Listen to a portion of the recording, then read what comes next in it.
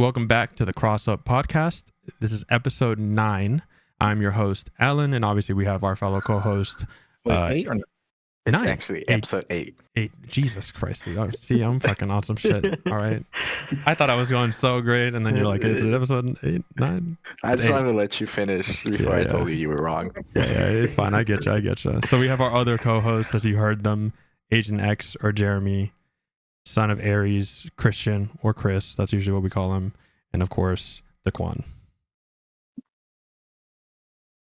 So today's topic, we're going to be going over, I don't think it's that controversial, is it? It might be. It might be now. It could, maybe more so now than when they kind of were first introduced. We're going to be talking about free-to-play. We're going to be talking about free-to-play and how they've affected kind of gaming in general, if it's good or bad, the goods and like, you know, the cons, the pros, the evil, all that nonsense. But first, we're going to kind of talk about a little bit of the news. I think when I wrote this, it was like maybe a week and a half ago. So some of it's a little old. I'm sorry you've already heard it. We're going to be talking about it for the first time. We're talking about Concord again. And as you probably have seen on the internet, there's been a lot of stuff coming out from behind the scenes. Things to do with like the work environment, the culture, like behind the scenes, that's very toxic positivity, and like no criticism could be actually given. On top of, we were kind of assuming that Sony was losing anywhere close from $80 to $150 million. That's incorrect. It was closer to $400 million, and that's not even including them purchasing that studio. So it's fucking wild. Whoever was running, I don't even know at this point who we fired, who we get rid of, what kind of restructuring needs to happen. Like it seems to be top down. Oh yeah, it's definitely from the top down for sure. Yeah, which kind of sucks because like obviously like you probably had plenty of people that wanted to criticize or something, and they either got shunned, ostracized, or even bullied to not give it, and then they just forced to do their work. Like I'm sure, I'm not going to speak and say like, oh, this was the majority or anything, but I'm sure there was a few. Yeah, I saw a bunch on Twitter of developers showing their animations that they made. Mm-hmm. Man, it just sucks because like they clearly worked really hard on it, and they're proud of the animations that they put in, like, and all that stuff, and it looks good. Yeah, I was about to say like character design aside, and us not wanting to play the game or anything, it looked like, you know, the animations were pretty smooth, and like what they were putting out there were pretty cool. But again, it was tied to this game, and so kind of their work and everything tied to it has kind of been stained, and so a lot of them will probably struggle with the career because unfortunately, whether they're part of the toxic positivity movement that was in the company or not, there was a lot of artists that were going on Twitter talking shit and trying to defend the game or doing this thing and basically making themselves look dumb, bad PR. Certain accounts actually even got like their posts completely privated or deleted, and they even took off that they worked on Concord in their bio altogether. Yeah. So it sucks, but at the same time, like, come on, guys. Like, I get wanting to defend your work and the work you did, but there's better ways to do that. Well, sometimes I get weary when developers just jump on Twitter, and just start spewing out the mouth. Yeah. It's the biggest double-edged sword.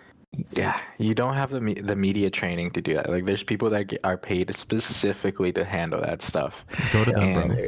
Yeah, and like just you being a developer, I get it, man. It sucks, but a lot of these people take it so like personally that their work is being offended and all this, and it's just like, dude, there's no winning that. You're never gonna change the mind of a Twitter mob. You're not gonna. That's just not gonna happen. It's not gonna happen unless your name is a Harada or a Ed Boon. Yeah, I wouldn't do it. They've been doing it for years, and they clearly have been trained how to handle any of that shit. Yeah. There's the other bit of this too, to where the Concord people, they did pretty good with the characters, as far as like actually the models themselves. I think like and while the artists are upset, like I get this, like, oh, my animations, like people are dogging on this, and it's like, no, they're dogging on the idea that y'all thought y'all can compartmentalize what can make a game good without saying like, we need the game to be good, not just like, oh, our topology is right, and like these characters are anatomically whatever they need to be, and these animations are, you know, to standards. Like, no, you got good parts, and the game itself is just There's no lackluster. there's no soul to it. Yeah. It didn't feels like a product. have anything. 100%. So, and with the money, I want to say something about that too. The idea of people kind of surprised with the Concord number, because sidebar for me, I knew how much Concord costs before that information came out. Like I Right. did the math myself. I was like, all right, so but most games will cost around 3 times what the public are given as far as like what is actually involved to get them things out the door. Like there are some general statements put out there, but no, these games are way too expensive. And even if Concord was to have succeeded, it would have taken them years to get ahead of that curve to actually make a profit. Oh no, 100%. So yeah, like even for Suicide Squad, I don't know how that game is still live. I don't. Like I have no idea. They're releasing Like, characters too. like what are they doing? Like, and Mrs. Freeze, like who is paying for Mrs. Freeze? I just Bro, and they're releasing some new characters like soon. Who is it again? You know, I'm starting to think, and this is just me, maybe it's and not to go off on a tangent here. I think what Concord was still able to be is just a full write-off. Yeah. Because I think for American insurances, the amount that, like for the health system, the amount of money that the insurance didn't cover when you go to like the hospitals or whatever, the hospital can Deductible? count it off as like a no, not the deductible. It's like say you owe $40,000 for a bill, but insurance is only going to cover like $8,000. Then the hospital can write off the other Like 32 for like 30. taxes or something. Yeah, for taxes and stuff. So like with Concord, I'm pretty sure those games, even though they're spending all that money, they're going to get it back because it's a full loss for the company. So is it like the Warner Brothers situation with those movies that they wrote them off and stuff? Yeah, they just write them off at the end of the day, and they can say like, yeah, this was a business loss, so now we get to recoup, and we don't have to pay X amount of taxes for whatever the situation is. Which is a really shitty practice, and for gaming, it makes stuff like Concord possible, which is really ridiculous. Yeah, right. The character that they're releasing next week is Lawless, which is what's his fucking name? Are you talking about Deadshot? Deadshot's daughter. Thank you. Oh, that's who they're releasing next week. Why not Deadshot? Deadshot, I mean, he's already in the game. He's part of the main cast.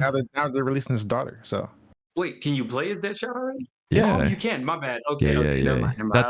I was thinking of Deathstroke for some odd reason. Oh yeah, no, very similar looking, but yeah. Yeah, it's just okay. Yeah, I forgot they ran out of ideas when he got to those two, and it was like, what did you say in the meeting? Deathstroke, Deadshot. Okay, yeah. Okay, we got it. We got it there. And then at the next bit of news that's kind of been circulating, and I'd be surprised if you haven't heard it. Nintendo kind of came out of the woodwork randomly and started finally putting a lawsuit towards Pocket Pair, that's the company that developed Power World, for infringing upon multiple patent rights. Yeah, so to be clear, it's not a copyright suit, it is a patent. It's a patent suit. So they didn't specify, they just said multiple.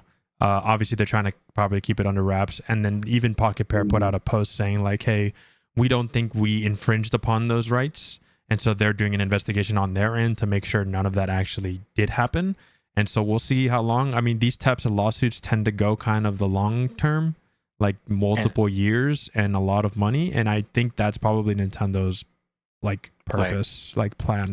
They don't really care if they win or lose. They just want to waste the money because it's essentially like, y'all are similar enough, we don't like it.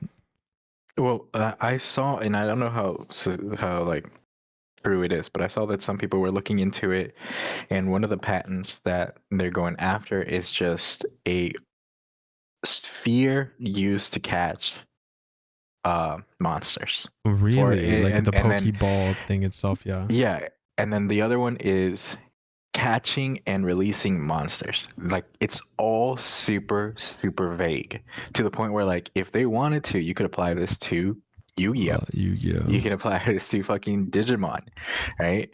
So the unfortunate part is, in Japan's legal system, most of the time they tend to favor the patent holder, not the infringement. So it's going to be an uphill battle for Palworld for sure. How do we feel about like patenting game mechanics? Does that seem just weird? Okay. I do think I think very specific mechanics I think is fine, but like general stuff like that is kind of weird. Didn't they I just want to get War? Can I get on like a little soapbox here for a second, because you kind of hit on a topic that I'm very interested in. So, and this is I was coming off the back of another podcast, but I listened to this podcast that was talking about that. And if you look at the game industry as an extension of, like, let's say, the arts in general, right? Because like, let's face it, art is a wide concept, and video games definitely fall in that. You have your stories, you have your landscapes, you have your music. All of that is art, right? If you look at it that way, patenting game systems is the equivalent of patenting art techniques. So let's say that if you're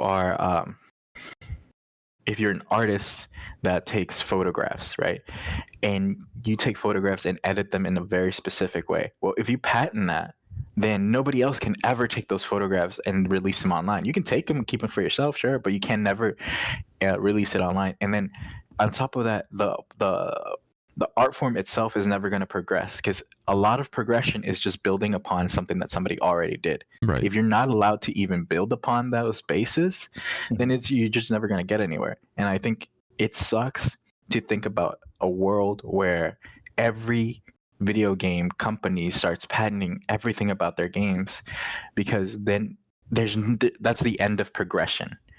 Yeah. Whatever new cool stuff somebody comes out with, that's it. It'll never be another new cool thing. You'll never be able to see a different version of that. That to me, that just sucks, especially when they're super vague. Like you were touching on it, the Nemesis system that I think it's WB, Warner Brother, Shadow Mordor. They patented that and then did nothing with it for years. I think they're just now going to come out with a game for Wonder Woman that actually uses that system. But it's been years since they've done anything with it. But nobody else has been able to even come close to that because they patented it.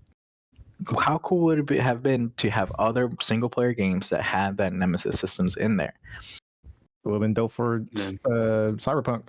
Yeah, exactly. There's definitely plenty of games out there where if you slot that system in, it elevates that game. And then who knows what kind of progression that system could have made in other games, just build off the back of that. But you're never going to be able to see it because they patent it.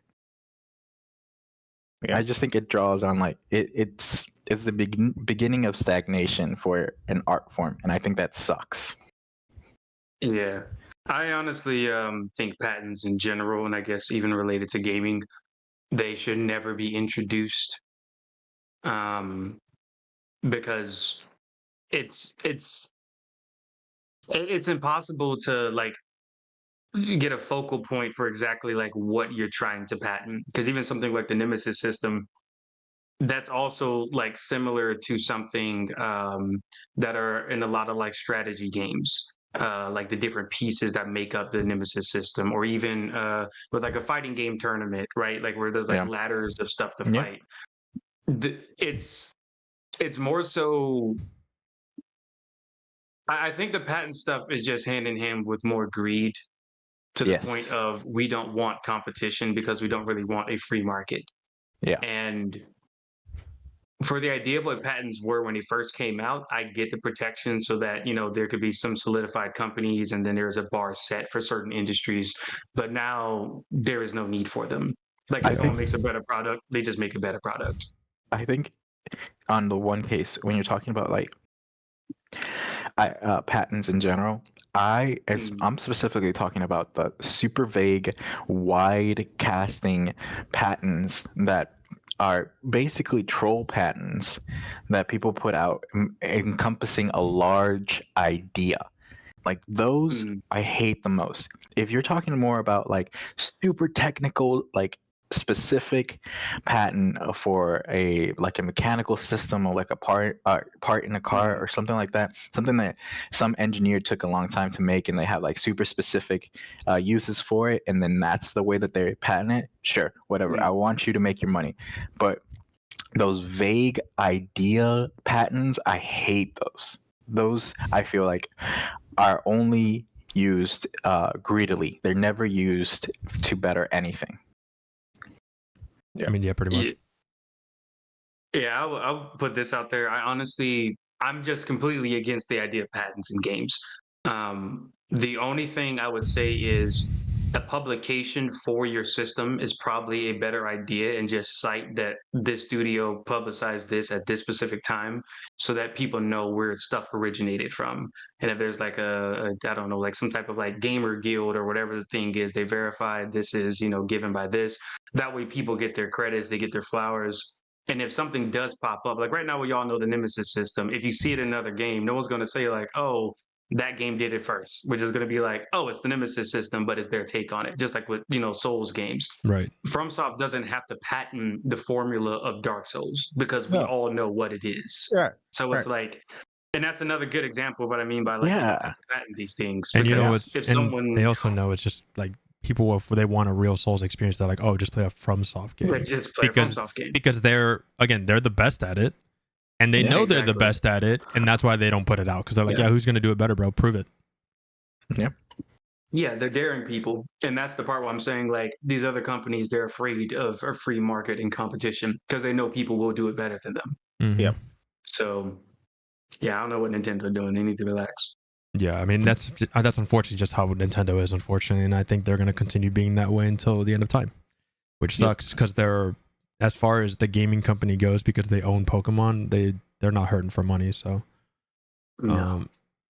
so we also have these other topics are kind of quick, or like news segments.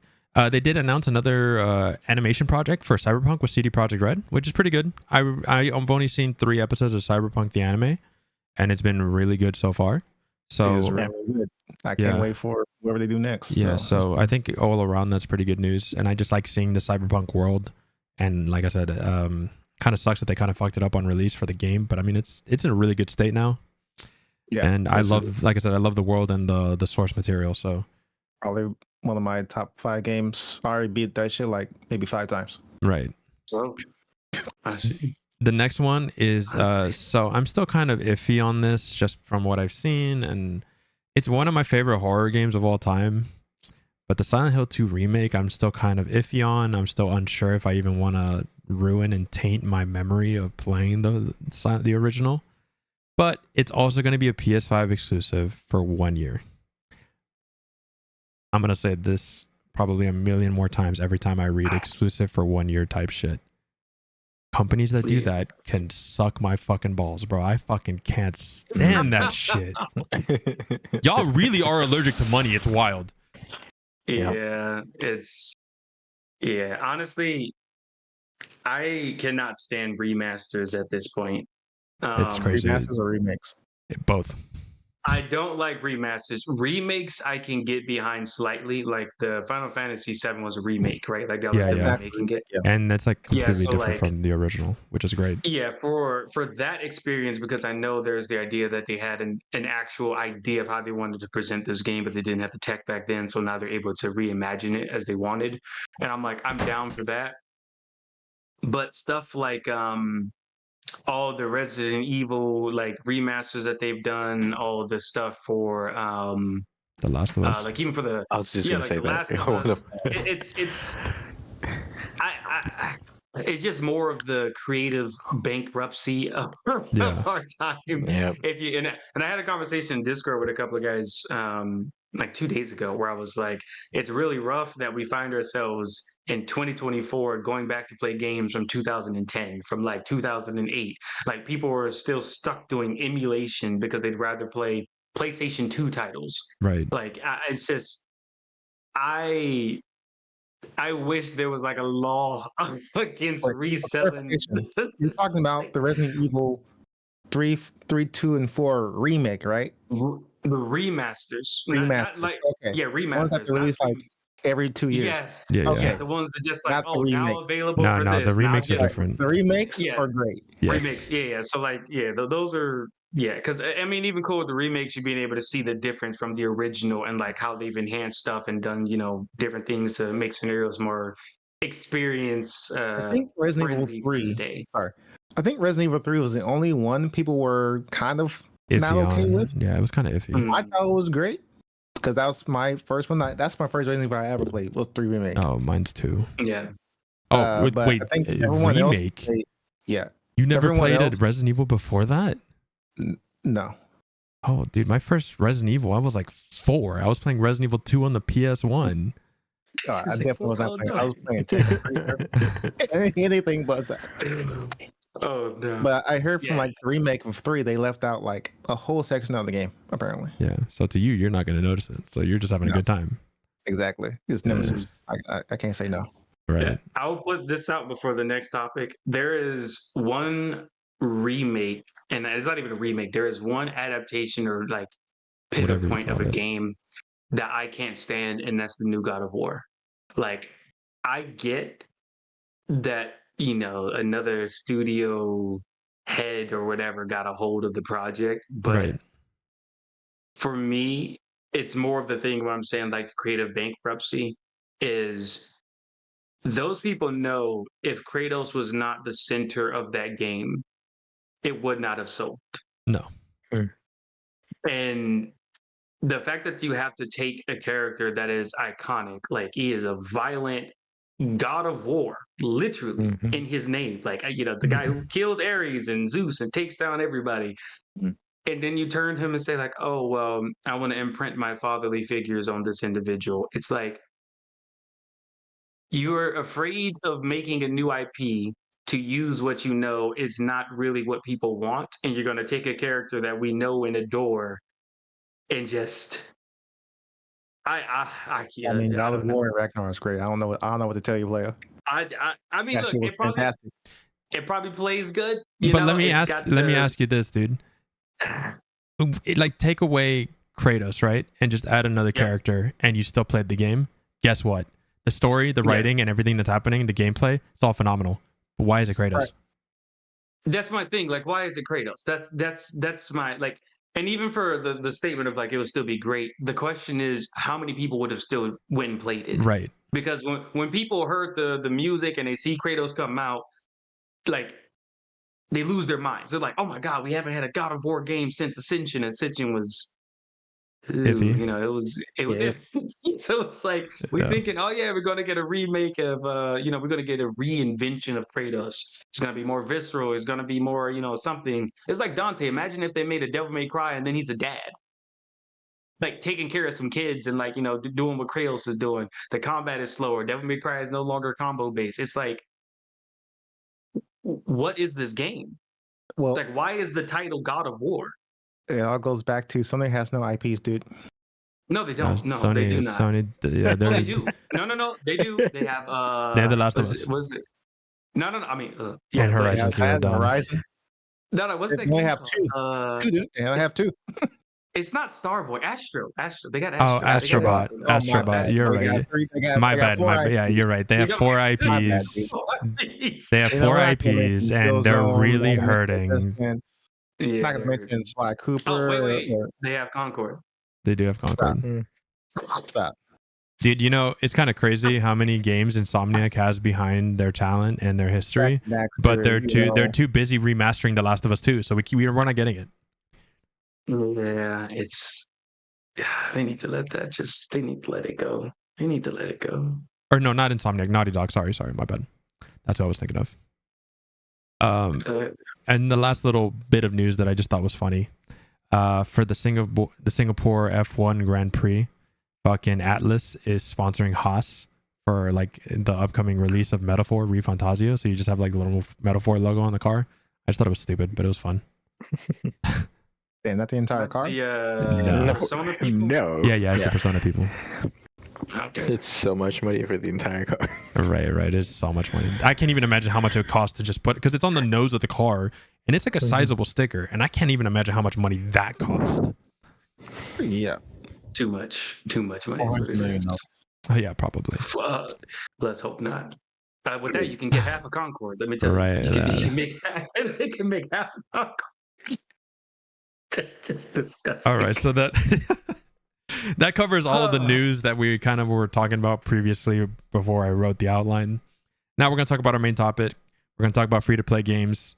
As many of you guys are probably aware, free-to-play games have become extremely popular in the gaming landscape, and it's actually some of the biggest populations as far as player bases in gaming. I mean, you have CSGO, Dota, League of Legends, Apex, Fortnite, just to name a few. I know Team Fortress still has a sizable community, even though it's like, you know, a little older now. Deadlock is a new one that's coming up. A lot of people are starting to play that. Yep. So, and you know what's crazy is I was looking at the top 10 most played games on Steam over the last 24 hours, and then I looked at the last month. And 4 of those 10 were free-to-play games, and there was 3 more free-to-play games in the top 20. And the only reason that you had more above those is games like Baldur's Gate, Black Myth Wukong, and it's like the games that either everyone plays or loves universally. So, or you have things like Call of Duty because everyone plays Call of Duty, stuff like that, right? So I guess the next question being, has the increase of these free-to-play games, and to be fair, usually competitive in nature, do you guys think it hurts the industry? Do you think it helps? Do you think it goes back and forth? What do you guys think? I think it helps to get more people into gaming as a start. Right.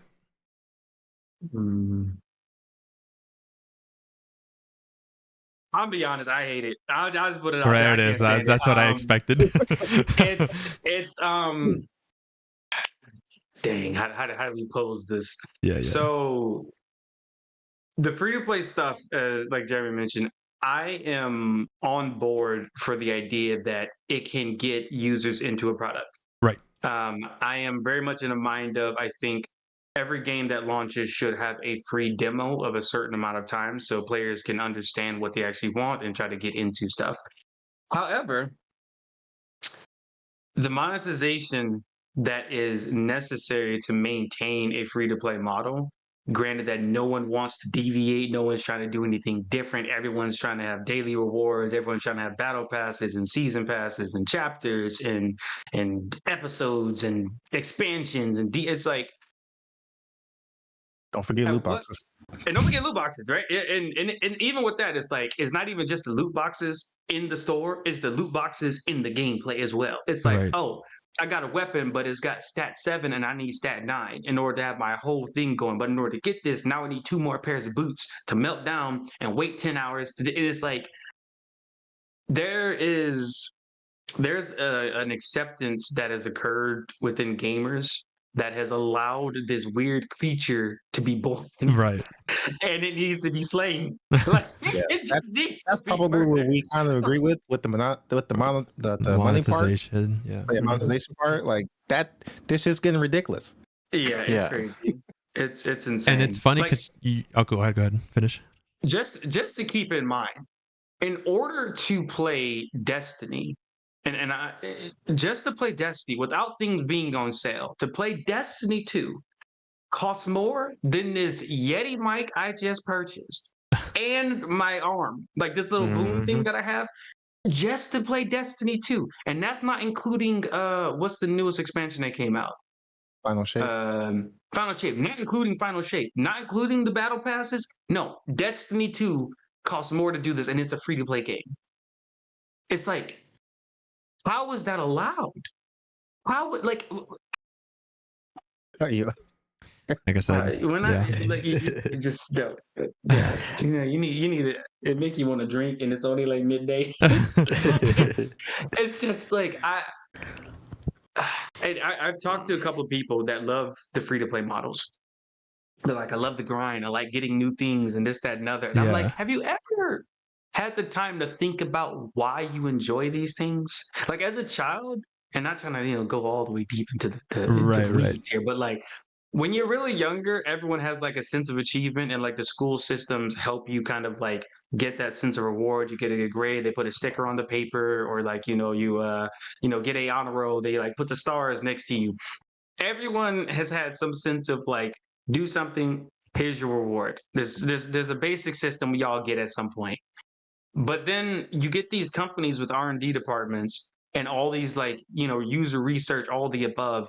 They have found a way to calculate the exact method they need to get you locked in. Like Right. they know, and everybody's the people that defend the monetization and stuff, they're like, dude, if I have the money, let me spend it. Let me be da da da. Don't worry about it. It's like, no, you're missing the point. You are missing the point so far from what is happening.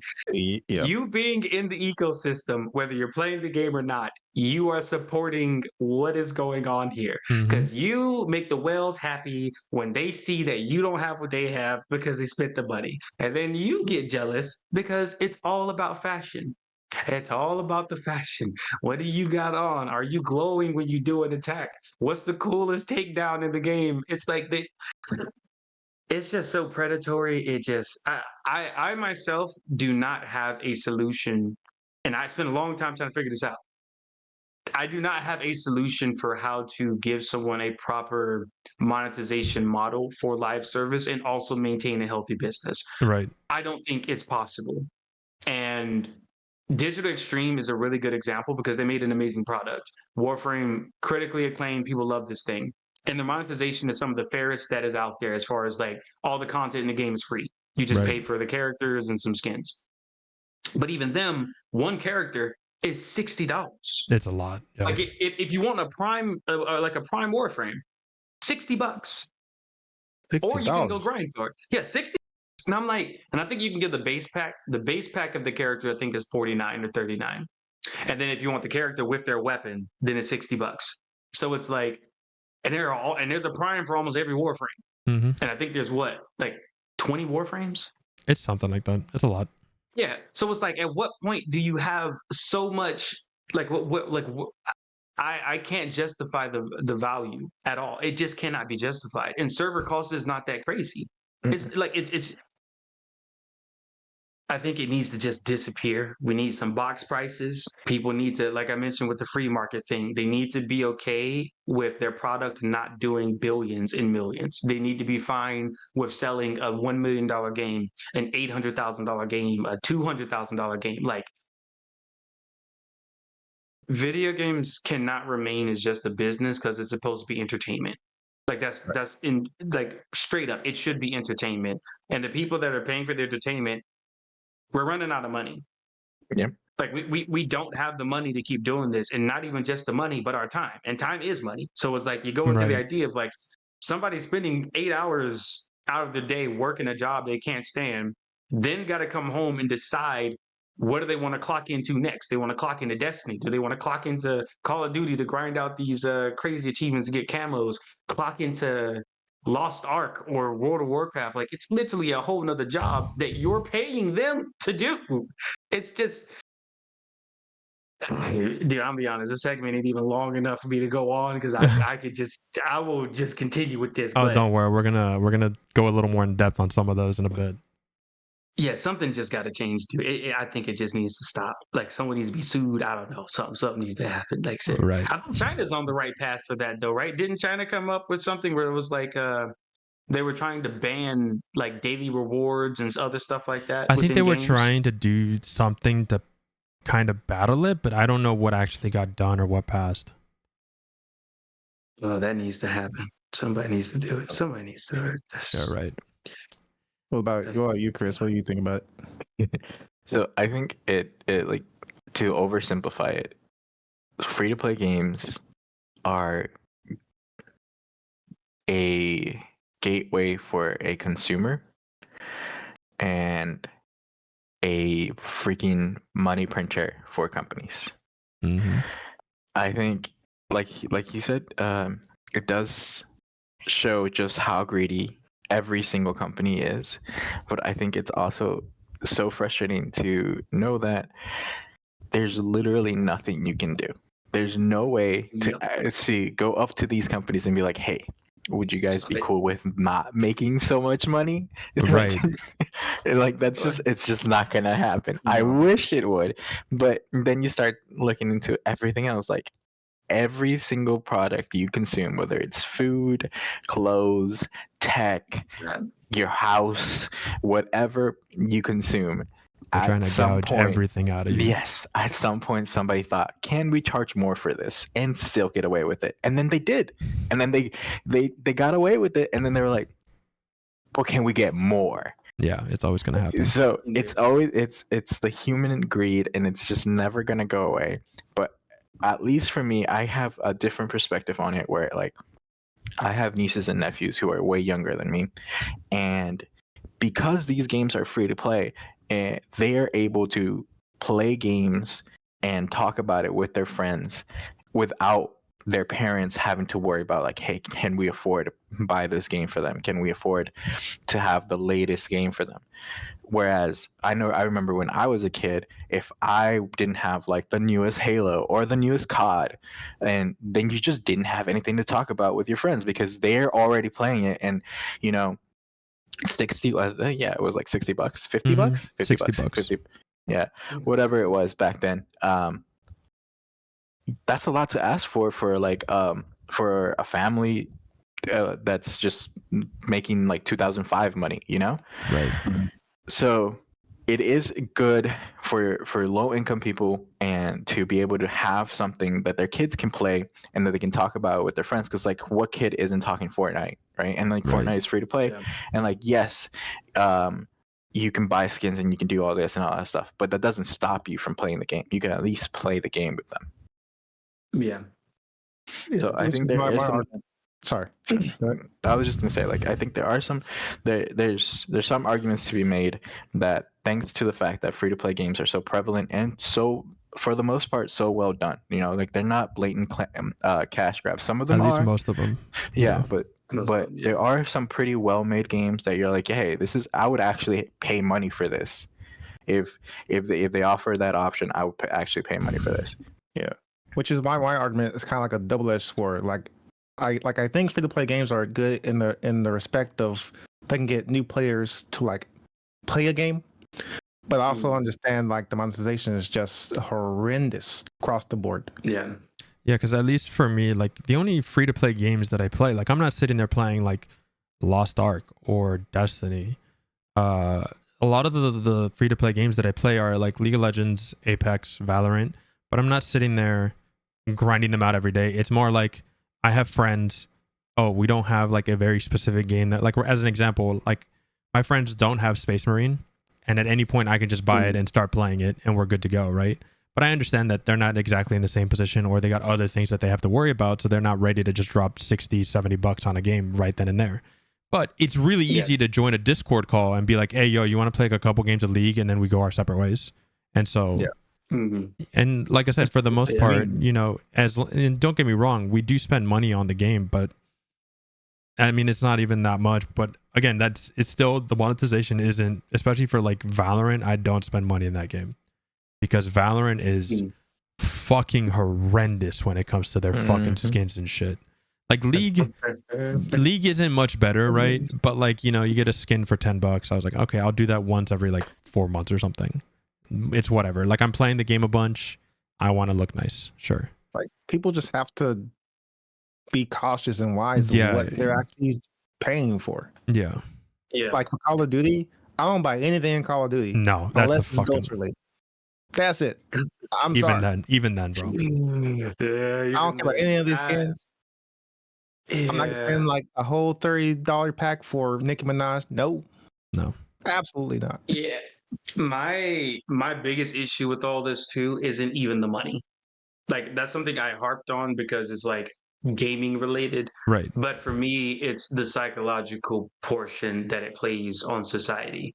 Yeah. So I get the idea of like access, people having stuff, but when we were younger and our parents had to make those decisions of what game that they were going to give us, as a child, you can understand that there is an associated cost with what you're getting.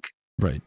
Right now, though, the reason a lot of these individuals that play these free to play games, they're like, oh, why is this not cheaper? Why is this not free? Why can't I just do this? It's like they're getting into the mode of what they want should be free, and they should have an option to pay money. And it's not even just that. I feel like I've also, sorry to cut you off. It's just because I've also realized, like, because you brought that on, I just didn't really think about it in the moment. I mean, you start also getting into people not having like a real understanding of what money's value is. Because either they work and they're only working like part-time as like a high schooler growing up, or their parents paid for everything. It's just a credit card swipe, a debit card swipe. They don't see the money going in and out. And then as they get older, they start getting into those habits, and that's how people end up getting financially fucked for life, because they grow up finally getting a job, and then they're like, oh, I'm going to get my Starbucks every morning. I'm going to go out to eat on my way home from work. Oh, I'm going to buy this game. Oh, I got to buy these skins. And they never learned how to like budget properly because of, you know, growing up in this type of environment. And on top of that, then they also value, like, what I've noticed, at least, and this could not even be related, but I feel like I've noticed it a lot with like people that really spam free to play games. They like lack respect, and because 100%. In their community, they just get to be whatever they want. They can be fucking pieces of shit, assholes, disrespect, racist, misogynistic, because in their head they're like, I can do exactly whatever I want because I'm an anonymous online, and because of it, if my account gets banned, guess what? It's free to play. I'll just come right back. And it starts leading into like everyday life. I mean, you see people constantly disrespecting just even retail and things like that. And obviously it also happens to the older generation, but those are just dicks no matter what.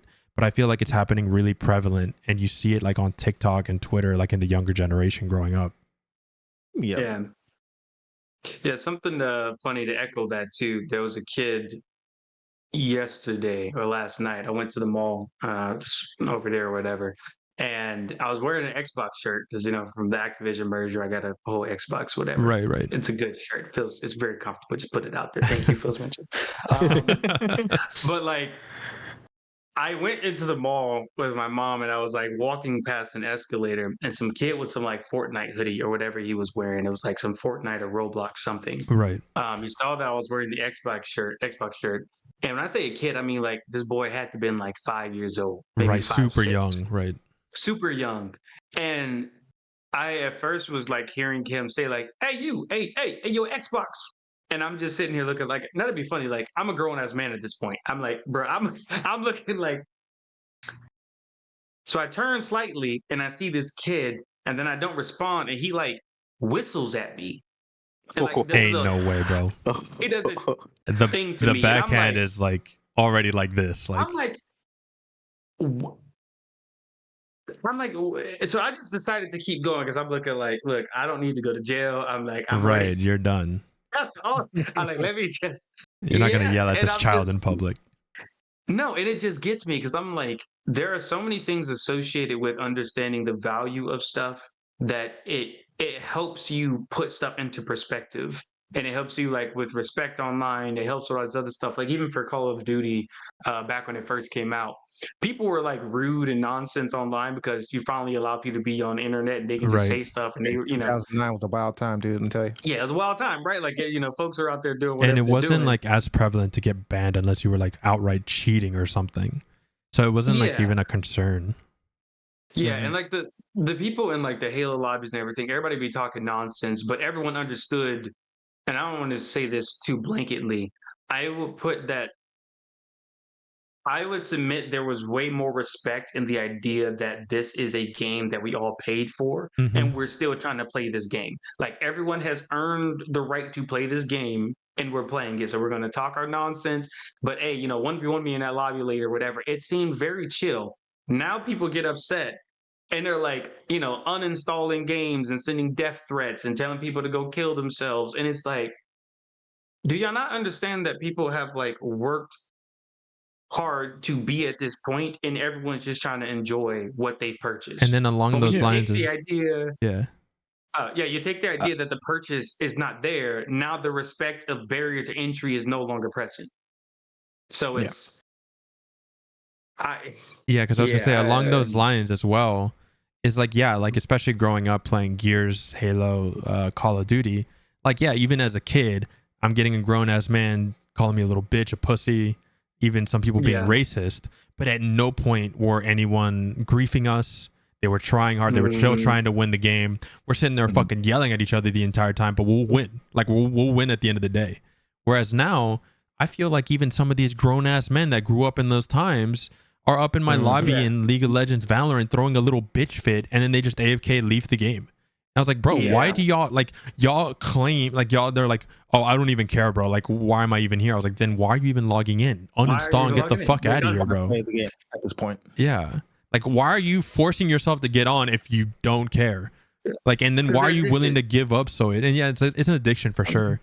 But I just don't understand how, like, again, I do understand, but I'm like, I don't understand like logically because it doesn't make sense to me. Like, bro, I get it. It's a free-to-play game. You can make an account whenever you want. But I see your fucking skins, bitch. You're spending money in this game. Don't fucking give up 2 minutes into the game. Pretty much. And so, yeah, I mean, it's annoying. And so that's like one of the things that I was actually going to mention was when I asked you that question, one of the things underneath was like monetization, which is what we covered. Lack of content, depending on what game you're playing. Because, you know, depending on what kind of gamer you are, League of Legends is a lot of fun and there's a lot to learn and in depth, but realistically, there's only like 3 game modes. Some people would call that a lack of content because there's no variety. Whereas other people like me that, you know, at least enjoy the game and the process and I don't mind just playing the one game type, I get the variety from the different champions. There's 150 champions, so I get the variety per game, right? But some people don't see it like that. So we'll say lack of content and as well as like how you view the game. Oh, no, that's not it. And then it's like the player base. I think most of the time, free-to-play games have the worst player bases, and it's not close. They do. Yeah, they do. Yeah, not even close. And it's because of all the reasons we listed above before. And so we'll go ahead and move on since we did cover like some of the topics we'll cover again later, but we'll go more in depth. And so again, whether you like it or not, I'll use the word revolutionized. Free-to-play games did revolutionize the market that we're currently in. Yes, it did. Yes, it did. It revolutionized gaming as a whole for the consumer, the player base, and developers. Because obviously they're now in a live service setting. You know, it changes a lot how you even think about the game, and it's constantly changing. Sucks. Yes. Whoever's listening, if you're making a game and it's live service, stop it. Get help. You know what? Just new game, new idea. I don't know what to tell you, but stop it. Not only that, but taking a developer who's known for single player games and making them make live service games. Exactly. What the please stop it. What's that Michael Jordan commercial where he's like, stop it, get help? Like, that. Get some help. Bro, fucking Jeremy, that's his favorite gift, dude. Every time I say some dumb shit to mess with him, that's the first thing I get. Oh my god. But because of it, and again, because of the easier access, it's free to play download. It's what made the gaming industry become the way it is now. They had to find different ways to make money. Cosmetics, level boosts, battle passes, DLC. It's always at the cost of developers too. Sometimes, exactly. They get overworked for these strict deadlines, and it just gets insane. We start doing seasons, right? Seasons 1, 2, 3, 100, 2, chapter 2. Bro. So and don't forget about the in-betweens, the 2.1s. Oh yeah, all that stuff. Yeah. It's just the minor updates is what they called. Yeah. And then that's all dependent on if this department's got their shit together and this department got their shit together. And don't forget, audio's at last in the pipeline. So if no one's ready, then audio's not ready. No. Now again, I see why, especially like you guys having that background as developers, right?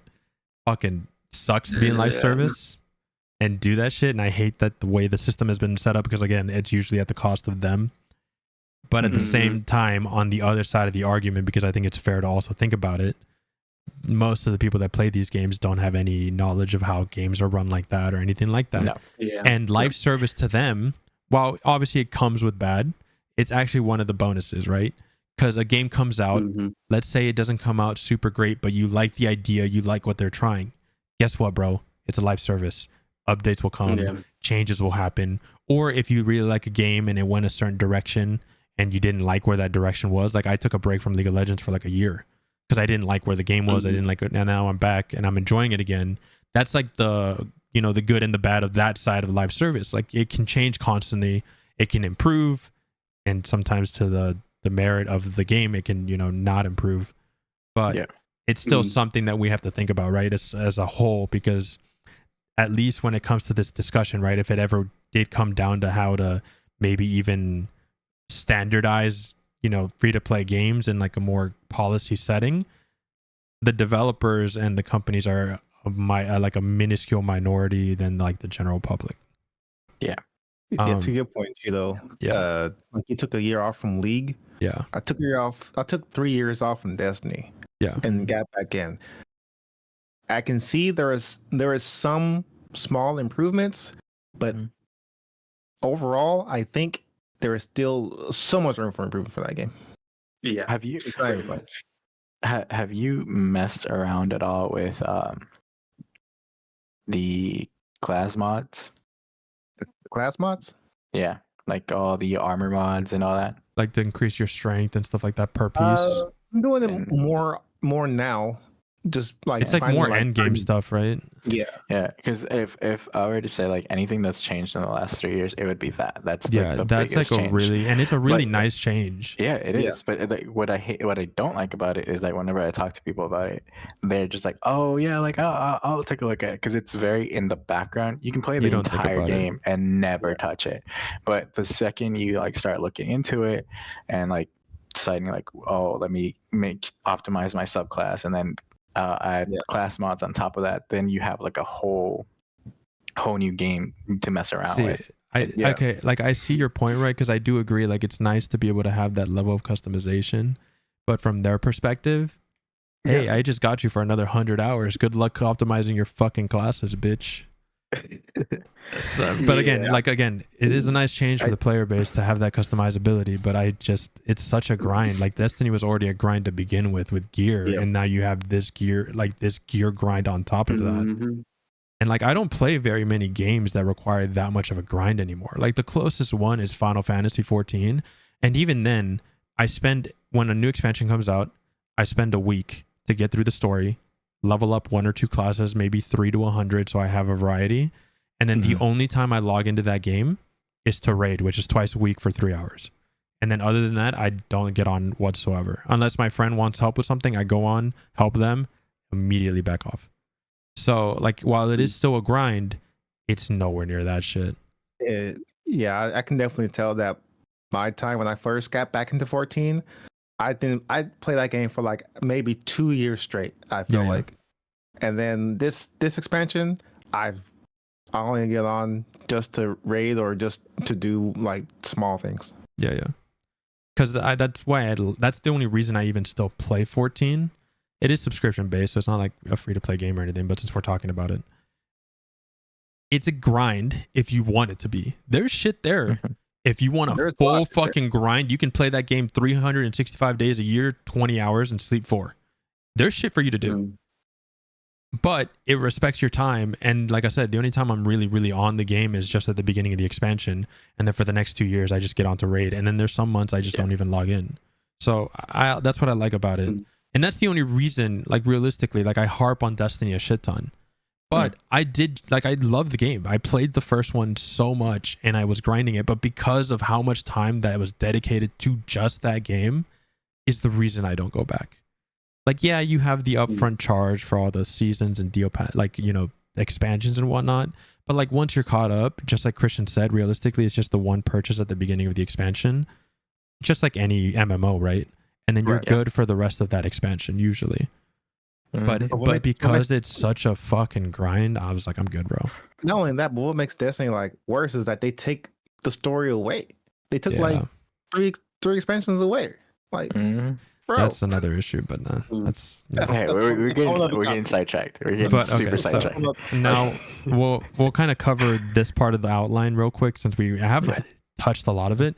I was gonna go into depth a little bit more about like what's the pros and cons of free to play. Being obviously ease of access, we kind of talked about that. Why it's good and bad. It's on both sides. It's a lot of these free to play games are typically multiplayer or co-op in some fashion, so it's easy to play with friends. Like again, like that's why I play them. And then we talked about why live service can be seen as good or bad because of both sides, developer and like changes, updates, things of that nature. And obviously, like this is unfortunately like free to play comes with way more demerits than pros, at least from my perspective, where it's like cheating and smurf accounts are extremely prevalent in a lot of these games that are competitive in nature, just because it's so easy to do it. And people are like making accounts, getting them to a very specific rank and then selling them, and people are buying it because they want to go like torture that like lower elo or whatever. And that's like prevalent, and there's no fear of getting banned.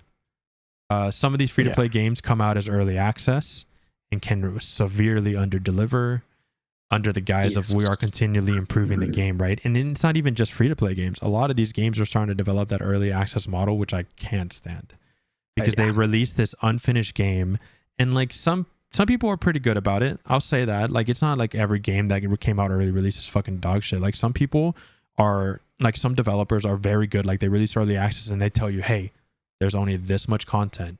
We just wanted a little bit more funding, and this is our road. And they already have like a roadmap release, right? And they usually do a pretty good job. There's a game recently that did that, I think. I just can't remember.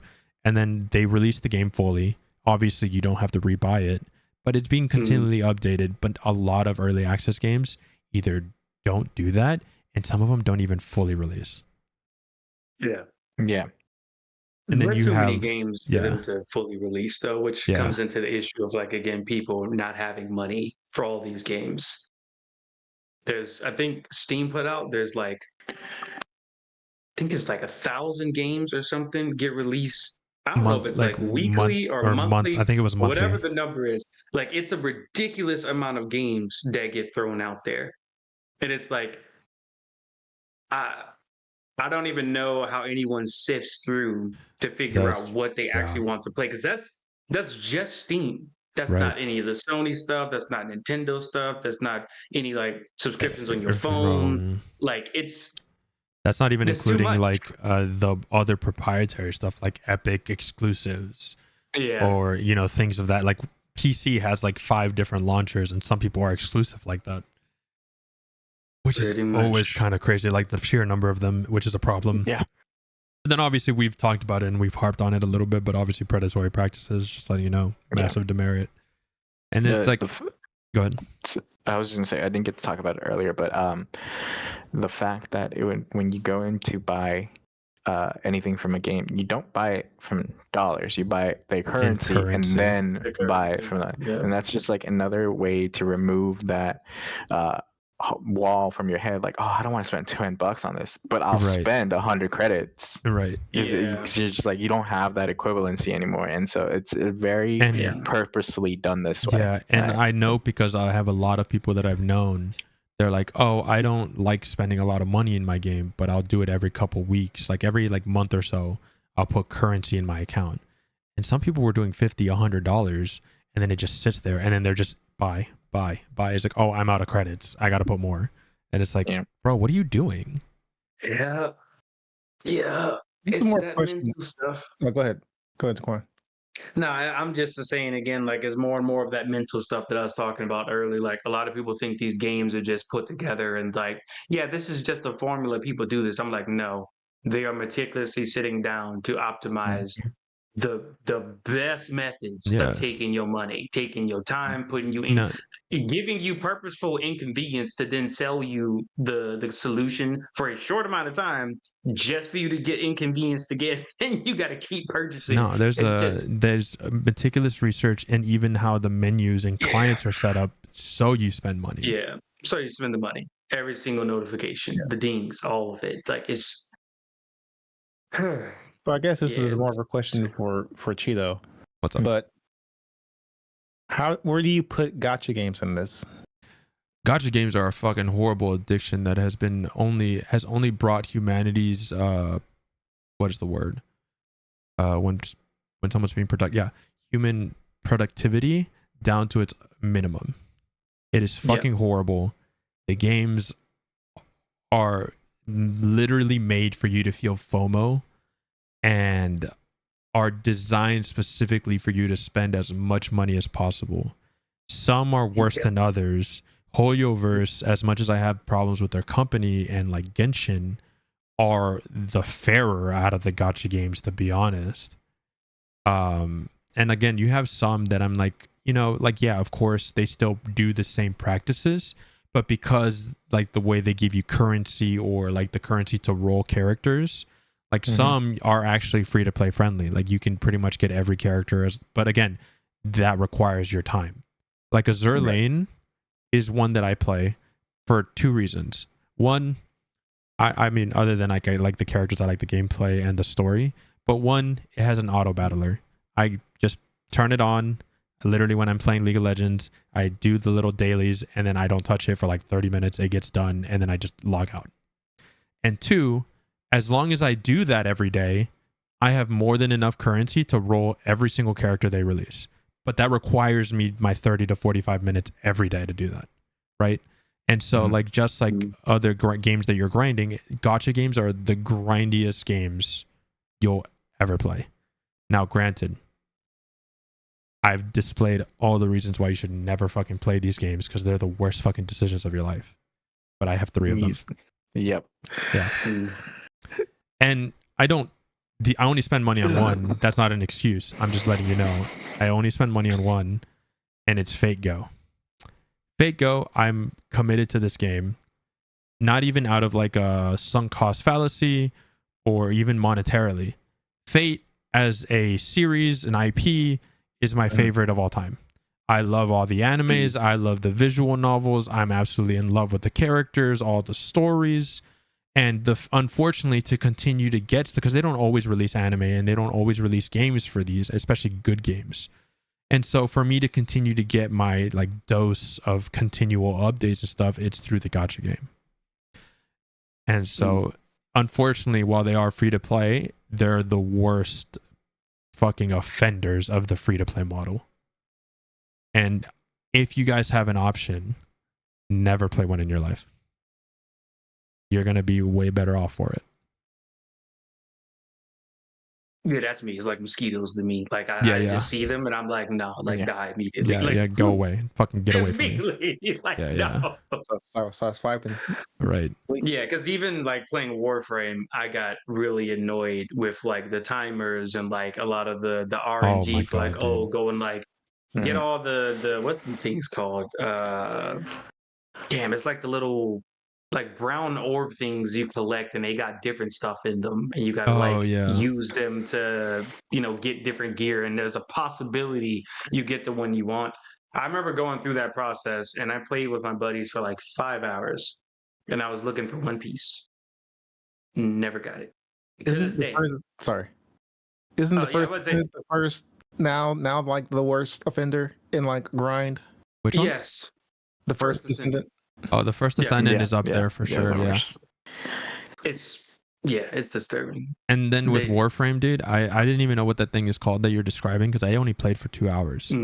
I got through the tutorial because I have 2 friends that like love the game and but they just sit there and grind it. And to be fair, one of them is like a doctor, graduated medical school, and he's doing his residency. So he only really plays gacha games and things that are grinding because he doesn't want to think or do. He just wants to sit down, relax, do the motions. And I get it. I completely understand. I don't blame him. And that's why he plays things like Honkai Star Rail because that one is also pretty free to play friendly. He doesn't spend money. But I tried to play with him because again, like I don't get to play with him very much because he's got a fucking ridiculous schedule. Some weeks he works 6 days, 12 hours type shit. So, I was like, I'll pick up Warframe, bro. I'm going to try to play with you. Made it 2 hours. I had to upgrade. I was trying to upgrade like a weapon or my thing or whatever. I put it in the little fucking, like the little terminal where you upgrade your shit. I don't even remember. And then it gave me the timer of 53 hours and I just logged off. Yeah. I was like, no, I'm not doing that. I have to do that every time. No. Well, the timer is lower on Warframe for certain things. It depends on the object. I think if it's a prime, it takes a long time. Yeah, it takes and if forever. it's a regular weapon, it's like 12 hours. But even so, to tell somebody like, you've done all this work, now wait 12 hours to get what you've worked for. It's just... It's ridiculous. That seems egregious. Yeah. And the first Descendant is worse because I will say for Warframe, eventually, I think you will have a semblance of something you can have. Plus, they have player trading. So if you are missing an item, you can just trade somebody for that thing. Granted, it costs money to do a transaction, But they give out free platinum and stuff like that every now and then. So you'll have like, maybe like 600 in your like account. as much gripe I give it, and it's like such a grind. Warframe is still one of the fairer ones that at least respects their player base to a certain degree. They're constantly updating the game.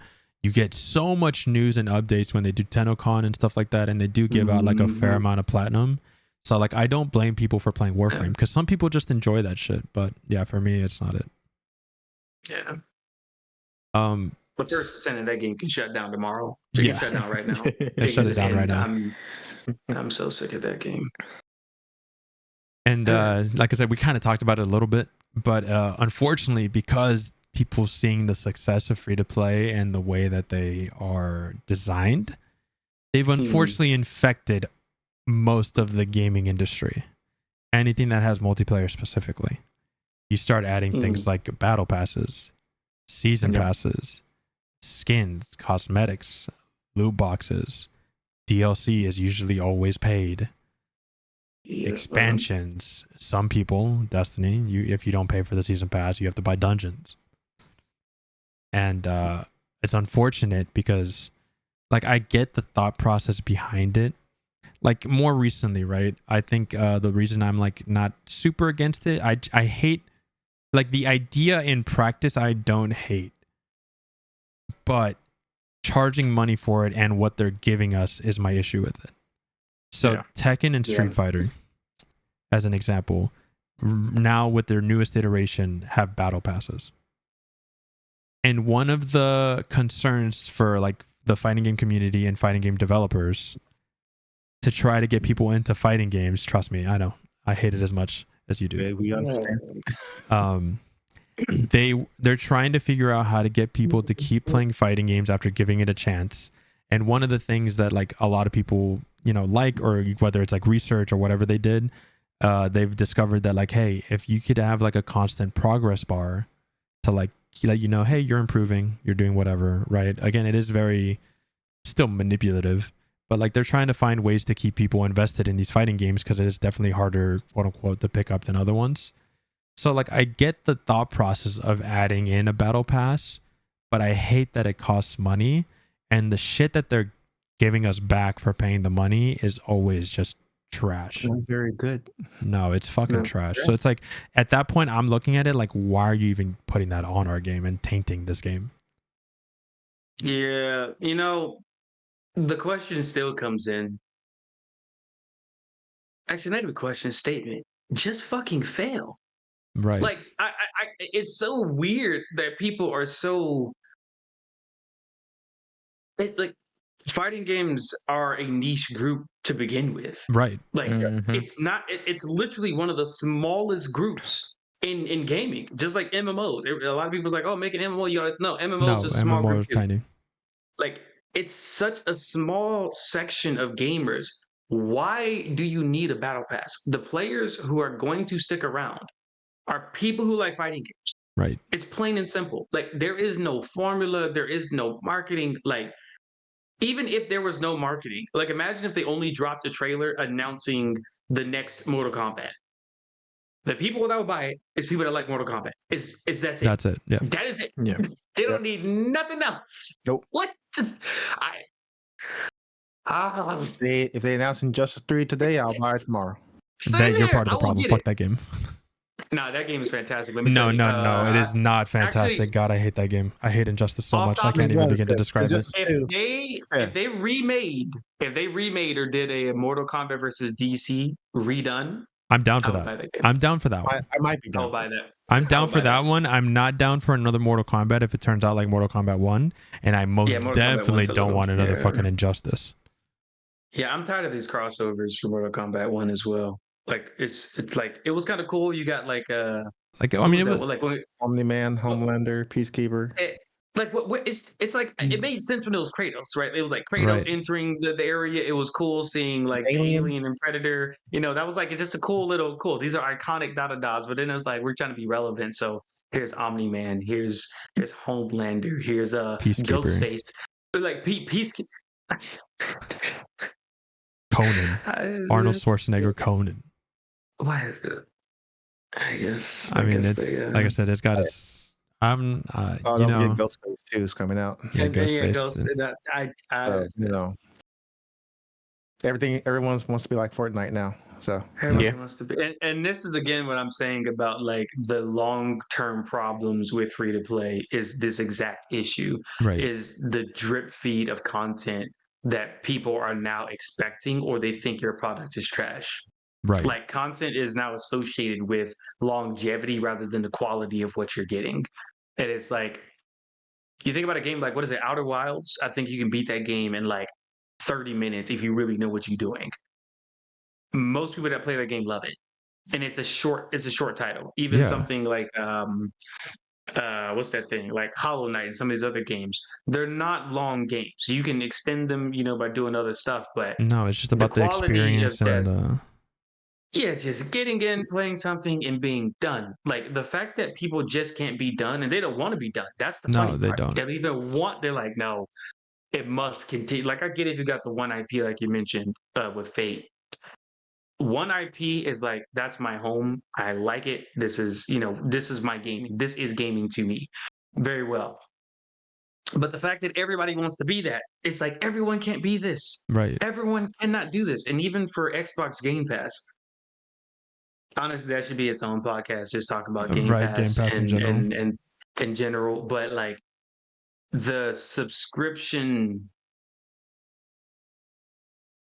maybe I don't even go into that. I ain't even going to go into it because it's going to ramble. But yeah, no, there should be some stoppage to all the drip feeding of content. Like it needs to be here's the product and move forward. Because if you look at the games that do the drip feed, they're making more money each month than Baldur's Gate 3 makes in the full year.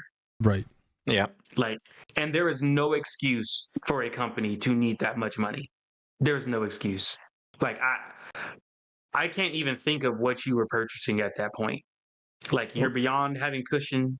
You got the investors happy. The CEO is paid well off of 1 month. Like I think when Fortnite was at its peak, it was making like 300 million a month. Like, can y'all think about that number? Like 300 million a month. Right. Yep. Like, and how much of that goes to the developers? I Yeah. mean, for Epic though, it's a little different because I think Epic actually does some They- more fair practices. Yeah, I think they for their tried. They company. tried for sure. Yeah, but for the ones who are not Epic, it's to your point. Yeah, how much is going to the developers? It's Yeah. I also don't understand. Like, again, I get it. You want to have your game, make it your identity, whatever the fuck. You're weird, whatever. But if that's what you enjoy, go for it. Like as an example, Elden Ring. Love fucking Elden Ring. I enjoy playing through it, doing a random ass build. But when I usually with those games, I play it once, maybe twice, beat it, and then I'm done. I don't really hop on unless I'm doing like a co-op run with a friend real quick or whatever the fuck. But usually I'll uninstall it, not a big deal. But then you have people like, there's a YouTuber that I watch because I do at least put it on when I'm like in bed, just need something in the background because they're long videos. It's a guy named Gino Machino. He's an Elden Ring challenge / speedrunner. And that's all he does. He does different builds, different random ass bullshit, and does that, right? Like, if that's what he wants to do, that's fine. But as like the average, and also he's making content out of it, making a living and whatnot. So like he has his own reasons for doing it, right? Yeah. And he can play other Souls-like games. Like he's playing Black Myth Wukong. Like, that's his genre. That's what he wants to do, whatever the fuck. But as the average consumer, just playing games for enjoyment, why do you have to hyper fixate every game? Like every single one. Like just play through it, be done, bro. It's good. Like, what is this need? It's again the free to play. Yeah. Like it's the thought process behind it all. And even when it comes down to the battle royale stuff, if you've ever seen somebody who's played a lot of those try to play another game and then they're just attention, like you can watch their eyes when they're playing other games and just like, right. It's like, bro, just relax. it like I can't remember what game I was playing Halo. Yeah. I was playing Halo and somebody said he's one shot. I'm like, what do you like? That doesn't work This here, is brother. Halo. Yeah, it doesn't work here. You are supposed to die. Like, what are you talking about? Like, you respawn. He's like, I'm just saying, one shot. You got to go over there and do. I'm like, bro, Halo is an arcade game. You're literally here to die. Come back, rinse and repeat. Like, what's the like you mentioned, the fixation on like getting the trick shots and being the streamer and like having And I also bro, just Streamer influencer thing is another topic for me. That what is it? the streamers and influencer thing. Oh, I is mean that's his whole nother- that's his own topic, yeah. Because Wait, at did it least reboot? like I was gonna say because of I don't know, again, like I mean we grew up as like at least me, I was still in like high school when the free to play games were really starting to blow up. And even like I can at least see the difference. Like, okay, like when I, like as an example, I pay $60, $70, whatever it was for Final Fantasy 16. Sat there, played through it, maybe 30, 40 hours, got through it. Didn't play it again. Had a wonderful ass time. One of my favorite games of that year. Had a great time. And was like, awesome. 10 out of 10. Play it again, maybe one day. Some people would see that and be like, I paid $70 to only get 40 hours out of this game. That conversation. And, bro, and it's like, I don't understand. Like, even if you grew up on just free to play games and stuff, like, why are you equating your value on just time spent? Yeah. Like, I like, at least personally, again, because I also work 5 days a week and I have other obligations and stuff, so I only have so much time to game. I appreciate when I get a fucking amazing game and it's like 20, 40 hours. Well, I mean, I guess 30 to 50 hours is probably closer to what I would want. And I'm done. I was like, awesome, cool. Don't have to touch that unless I really want to come back to it. And then I just move on. Right. So, yeah. I mean, I don't know. I mean, I get people are different. They have different thought processes, but it's so stupid. Ultimately, free-to-play games would be great if they weren't so greedy. I mean, that's a big factor for sure. Yeah. I don't even know about the greed. I think again, there's so many pieces, but yeah, I do agree. It would be a better place if greed was not a pillar. Yeah. Correct. Yep. You just want to nuke. I understand. Yeah, I just want it gone. I need Fallout to occur. Like it needs Right, to right. just that's yeah, because like y'all mentioned, it's the combination of like human nature on both sides, from the developer and the consumer. Mhm. So it's like you got this weird symbiotic relationship of just it's just sick. It's just it's tragic for sure. There's just a lot of financial illiteracy that people need to learn. Yeah. All right, I think we've rambled on long enough on that one. I don't really have any other opinions because I mean I'm part of the problem. So, we'll go ahead and close it out this week. We're all part of the problem in some type of way. We're all part of the problem, but I think I'm at least out of us four, I'm the bigger offender. So we'll close out our week this episode. We'll go over, I guess, what we enjoyed this week. So Jeremy, do you want to start us off? I'll be honest with you, it's pretty boring. Not a too exciting week. It's busy. No, nothing too exciting. All right, that's fair. That's fair. What about you, Daquan? What did I do? I don't know. I got some good food. Yeah, I went out to get food last night, so that's good. That was good. And had some smoked old fashions. Gotcha.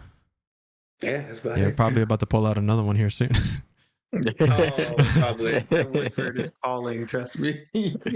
All right. What about you, Chris? Not much this week. I did go back and reread an old book that I'd listened to a while back, just because it was like, at least in where we were at, it was kind of rainy and moody for part of the week. So I was like, you know what, I'm gonna read a book that kind of like fits that theme. So yeah, I guess earlier in the week it was like that, huh? Yeah. Dude, I'm trying to embrace like any day that we don't have 90-degree weather. I'm embracing the fuck out of it. Yeah. Like, I'm so ready for fall. But yeah, it was just it's called Christmas? Life and Death. Yeah, Life and Death. But it's a super moody book and it's super short. But that's just what I listened to this week. Okay. I actually, well, because this week has been kind of weird. It's mostly been just like Final Fantasy rating and League. But I picked up a book and I finally decided to get through it for once because I obviously you hear about it all the time. It's like a super iconic book. I finally decided to read, or in this case, listen to the audiobook for 1984 by George Orwell. Oh. I know like roughly what the book is about, right? Because of the influences that it's had in media and just us in general. And so I was like, okay, it has to be a good book, right? Like it can't just be fucking Catcher in the Rye situation again, right? Like no shot. And so I started listening to it. I got so caught off guard, bro. These audiobooks go wild. Fucking I started off and it started off with like a trailer and I was like, what's happening? It's like a fucking listening to a movie. And then the main character is Andrew Garfield. Big Brother's played by Tom Hardy. And then there's like a couple other really famous actors all throughout, and everything's voiced. It's a full cast. It's a full cast. It's like full music, sound. It's crazy. Probably done by Hans Zimmer. Yeah, who knows, dude? They did say who composed it at the beginning, but I don't remember. But it's been really enjoyable because of it, and it's actually really interesting and engaging. Like if I was just reading it, I would be having probably just as good of a time. I think like the way that the main character is, even in the first like third of the book, I think I've gotten maybe a quarter. The way the character is written in this very like restrictive, watchful, like what's the word? Submissive community or world, like country. Oh yeah. The way the character is written as someone who's like becoming more and more of a non-believer is really interesting and really well done. And I'm enjoying it a lot. I'm enjoying it a lot more than I thought I would. But at the same time, the kind of the genre that comes out of the 1984 that's influenced others, I've always been super interested in. So it's like not really that big of a surprise. Mm-hmm. Nice. So it's been a lot of fun though. It's been good. So we'll go ahead and finish out this episode. I'll let everyone else say goodbye. Yeah, thanks for joining us on this rant-heavy episode. We kind of went on different tangents this one, but as you can see, we're very passionate about this subject in general. Yeah, we definitely want to hear your comments too about what do you think about free-to-play games? Do you like them? Do you hate them? Can they be better? Fallout. Fallout. You want to nuke them all? Fallout. That's all we need to hear. I was like, I'm already building a bunker. Just drop it. Pretty much. All right. Well, thanks for listening this week, guys. We'll see you next week.